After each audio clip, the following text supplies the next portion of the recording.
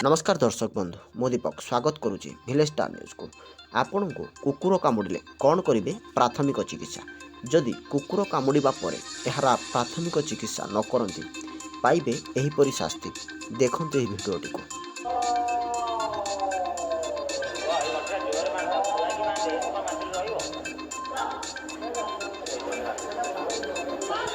ଏହି ଘଟଣାଟି ଘଟିଛି ଆଠଗଡ଼ ଜିଲ୍ଲାରେ ଜଣେ ଯୁବକଙ୍କୁ କୁକୁର କାମୁଡ଼ିବା ପରେ ଏପରି ଅଘଟଣା ଘଟିଛି, ଯାହାଫଳରେ ଏହି ଯୁବକ ଜଣଙ୍କ କୁକୁର ପରି ଅବିକଳ ବ୍ୟବହାର କରୁଛନ୍ତି।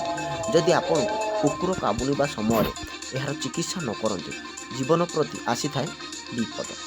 ସାଧାରଣତଃ କୁକୁର କାମୁଡ଼ିଲେ ଏକ ରାବିସ୍ ଭାଇରସ୍, ଯାହାକି ଏକ ଭୂତାଣୁ ପରି ଆପଣଙ୍କ ଶରୀରକୁ ଆକ୍ରାନ୍ତ କରିଥାଏ, ଯାହାଦ୍ୱାରା ଆପଣଙ୍କ ଜୀବନ ପ୍ରତି ବହୁତ ବିପଦ ଆସିଥାଏ। ଏହି ଭାଇରସ୍ର କୌଣସି ଟ୍ରିଟମେଣ୍ଟ ନାହିଁ, କିନ୍ତୁ ଏହାକୁ ଭଲ କରିହେବ ଯଦି ଆପଣ ପ୍ରାଥମିକ ପର୍ଯ୍ୟାୟରେ କୁକୁର କାମୁଡ଼ିବାର ଭ୍ୟାକ୍ସିନ୍ ବା ଟିକା ନିଅନ୍ତି, ତାହେଲେ ଆପଣ ଭଲ ହୋଇପାରନ୍ତି।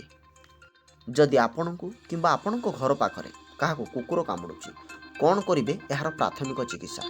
କେବେ ହେଲେ ଅନ୍ଧବିଶ୍ୱାସକୁ ବିଶ୍ୱାସ କରନ୍ତୁ ନାହିଁ ଏବଂ କୌଣସି କ୍ଷତ ସ୍ଥାନରେ ଲେପ ମଧ୍ୟ ବ୍ୟବହାର କରନ୍ତୁ ନାହିଁ। ଯଥାଶୀଘ୍ର ସାବୁନ ପାଣିରେ ଧୋଇବା ଦ୍ୱାରା 40% ଭୂତାଣୁ କମ୍ ହୋଇଥାଏ ଏବଂ 24 ଘଣ୍ଟା ମଧ୍ୟରେ ନିକଟସ୍ଥ ମେଡ଼ିକାଲ କିମ୍ବା ଡାକ୍ତରଙ୍କର ପରାମର୍ଶ ନେବା ଉଚିତ।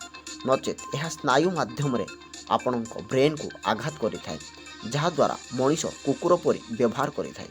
ଯଦି ଆପଣ କୁକୁର କାମୁଡ଼ିବାର ଭ୍ୟାକ୍ସିନ୍ ଆଣ୍ଟି ରେବିସ୍ ଭ୍ୟାକ୍ସିନ୍ ନିଅନ୍ତି, ତାହେଲେ ବିପଦପୂର୍ଣ୍ଣ ହୋଇପାରନ୍ତି। ଧନ୍ୟବାଦ।